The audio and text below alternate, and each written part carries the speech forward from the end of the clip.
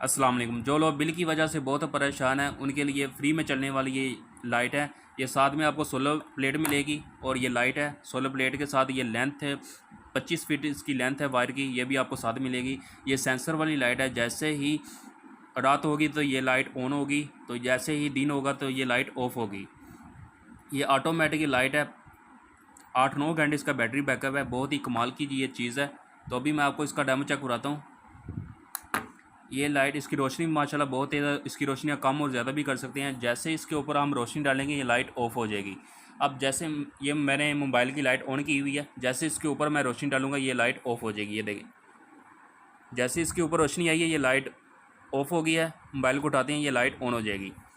ये देखें, बहुत ही माशाल्लाह कमाल की ये चीज़ है। स्टॉक माशाल्लाह काफ़ी अवेलेबल है। जिन भाइयों को चाहिए वो रब्ता कर सकता है। इसकी रोशनी हम कम और ज़्यादा भी कर सकते हैं। ये इसकी रोशनी कम हो गई है।